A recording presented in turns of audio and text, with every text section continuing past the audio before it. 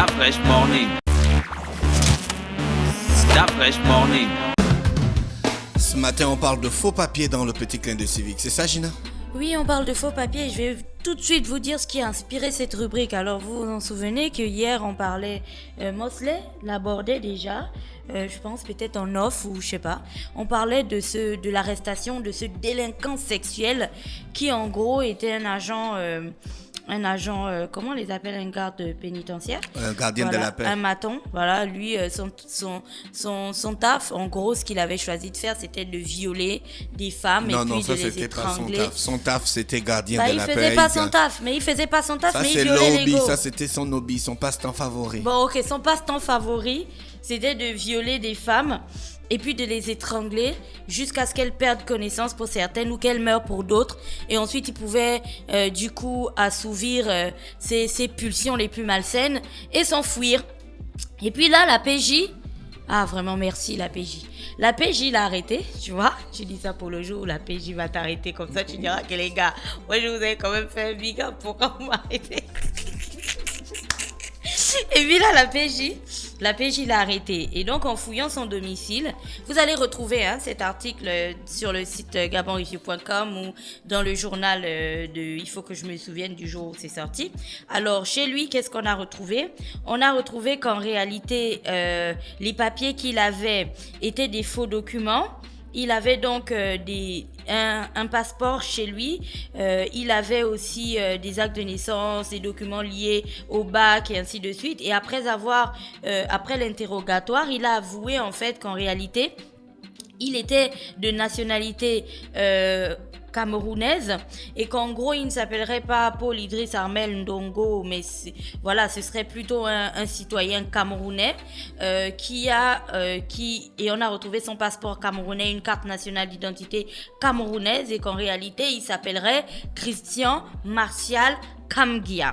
Et donc voilà, on a retrouvé tous ces faux papiers chez lui, et il a donc avoué qu'il a acquis frauduleusement la nationalité gabonaise en usant de faux papiers fabriqués dans la ville de Bitam, située à une trentaine de kilomètres de la frontière camerounaise et non loin de la Guinée équatoriale. Donc voilà un petit peu ce qui a inspiré ma rubrique. On va pas rester sur le viol, on reviendra sur cette question de viol une autre fois parce qu'on en avait déjà parlé. Par contre, là, on va parler de cette question de faux papiers. Alors, ça aurait pu passer comme une lettre à la poste. Et puis, on ne se serait pas attardé là-dessus parce que je vous entends d'ici en train de dire que oui, mais écoute, Gina, la question des sans-papiers la question des faux papiers est une question qui est commune à plusieurs pays dans le monde. Ce n'est pas juste une question du Gabon et ainsi de suite. Sauf que l'endroit où le bas blesse, là où le bas blesse en ce qui nous concerne, c'est quand vous avez des personnes qui jouissent de faux papiers. En fait, il y a tout un système où on fabrique des papiers à des personnes qui, en gros, ne devraient pas les avoir suivant ce circuit-là. Et puis, de l'autre côté, vous avez une catégorie de jeunes Gabonais qui naissent chaque année et à qui on n'arrive pas à donner des papiers. En fait, je sais pas pour vous, mais croyez-moi, ce matin, ça sonne un peu bizarre dans ma tête. Je comprends pas que d'un côté, vous ayez des enfants qui n'aient pas d'acte de naissance. Du coup, ils peuvent pas aller à l'école. Donc, le bac, ils ne peuvent même pas prétendre passer le bac ou le BEPC et tout ce que vous voulez. Et de l'autre côté, vous avez en gros des personnes qui, en réalité, ne devraient pas avoir des papiers suivant cette procédure-là, parce qu'il y a bien une procédure d'acquisition de la nationalité en République gabonaise. Ça ne se fait pas dans la ville de Bitam ou à Franceville ou je ne sais pas là où ils vont souvent acquérir ces papiers. Donc vous comprenez qu'il y a une faille en fait dans le système. Et la faille dans le système en ce qui concerne les papiers chez nous, c'est la même faille qu'on a vu dans le système en ce qui concernait l'export d'essence protégée style Kevazingo. C'est-à-dire qu'aujourd'hui, avec cette affaire de papier, ça devrait remettre sur le tapis la question des faux papiers au Gabon. Parce qu'il y a un véritable commerce des faux papiers. On vend même les cartes, comment on les appelle, les cartes de séjour. Il y a un véritable commerce de ces documents. On vend les actes de naissance, on vend les cartes de séjour, on vend, dans le passeport, je pense qu'ils n'ont pas encore réussi à machiner ça. Enfin, j'ai pas encore vu. Bref, on vend tout ça. Sauf qu'on ne se rend pas compte du danger, en fait, ou des conséquences dévastatrices qu'on impose ensuite au pays. Je vais prendre l'exemple de ce gars dont je parlais le matin, qui a été arrêté par la PJ parce que c'est un serial violeur. Jusqu'à présent, on a au moins découvert 5 de ses victimes. Mais ça, c'est sans compter avec celles qui ne peuvent plus parler parce qu'elles sont mortes. Quand on décide de donner à quelqu'un, de lui octroyer la nationalité d'un pays, c'est pas juste tu te lèves comme ça, tu fais une demande comme une demande de visa, ensuite tu passes un entretien demain et puis le jour d'après on te donne ta nationalité. Non, ça ne se passe pas comme ça, c'est une longue procédure. Et cette procédure-là intègre aussi ce qu'on appelle une enquête de moralité. On a besoin de comprendre, on a besoin de se rendre compte, parce que si quelqu'un naît au Gabon, du verbe naître, donc la naissance, si quelqu'un naît au Gabon et qu'il naît de parents gabonais et tout, le pays, en quelque sorte, je mets sans griffe, le subit. Tu vois? Parce que c'est la nature, c'est notre citoyen. On ne l'a pas commandé, il est là. On n'a pas le choix. On le prend, il a la nationalité. Par contre, quand quelqu'un vient pour avoir la nationalité de notre pays, là, on n'a pas l'obligation de le subir. On a encore la possibilité de choisir entre le bon grain et l'ivraie. Et c'est pour ça qu'on fait ce qu'on appelle une enquête de moralité. Mais il y a toute une batterie de procédures avant. Tu vas voir que pour les Français ou les US, ils ont des cours où ils apprennent l'histoire du pays. Ils doivent véritablement se l'approprier. Ils doivent apprendre à chanter l'hymne national du pays et ainsi de suite. C'est vraiment quelque chose, c'est pas une chose qu'on fait en une semaine. Donc vous comprenez ma colère ou ma révolte de ce matin quand des personnes arrivent à se procurer tous les documents relatifs à l'acquisition de nationalité au Gabon, partant des actes de naissance à la délivrance même des documents, le bac, la fraîche. On leur vend même le bac. Et puis vous avez d'un côté des enfants qui naissent, on en a parlé la dernière fois, qui n'ont pas d'acte de naissance, 2, ils peuvent pas aller à l'école parce qu'ils n'ont pas d'acte de naissance, et pour 3, même ceux qui vont à l'école et qui passent le bac, même avec leur bac, ils peuvent pas trouver de taf. Donc vous avez des gars qui, dès le départ, ils sont faux. C'est pas parce que tu as passé le bac que tu vas trouver le taf, hein. Il y a des gars qui ont le bac, mais c'est des tocards.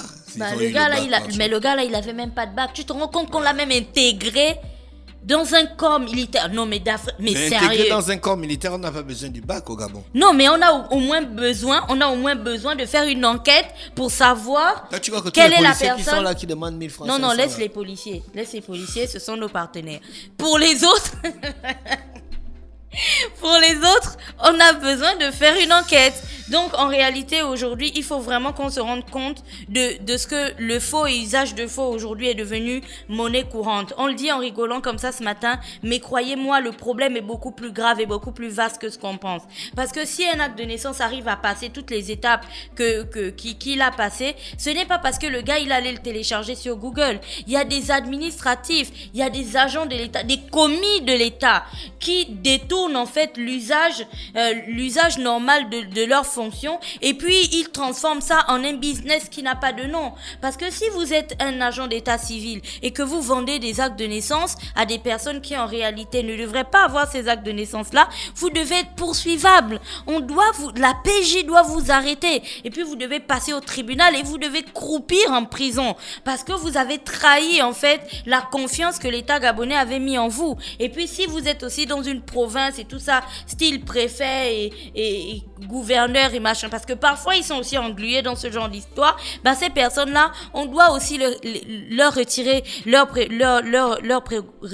prérogatives et leurs avantages, et puis faire en sorte de donner ces postes-là à des personnes qui sont véritablement conscientes de l'enjeu. Je ne suis pas aujourd'hui en train de vous dire que la nationalité gabonaise, faut pas la donner aux gens et blablabla. Non, ce n'est pas ça mon propos. Je suis en train de vous dire que si on décide de faire des documents, on doit les faire et on doit respecter la procédure légale. C'est-à-dire que donner ces documents à des gens qui auront bien suivi la procédure et donner ces documents à des personnes que l'on aura jugé apte, digne de prendre la nationalité gabonaise. Parce que lui, comme vous avez pu le voir, et ça ce n'est qu'un cas parmi tant d'autres, si vous regardez sur internet, vous allez voir qu'il y en a plein, ils viennent de partout, comme l'histoire de Amour Kumba Maranga, qui était arrivé clandestinement en 2005 au Gabon et qui avait été arrêté par les agents de la DGDI, et qui lui avait bien sûr des documents déjà, des documents gabonais. Il se retrouvait à Port-Gentil et le gars, ben voilà, il avait trouvé un taf et tout ça, et on s'est rendu compte que ces documents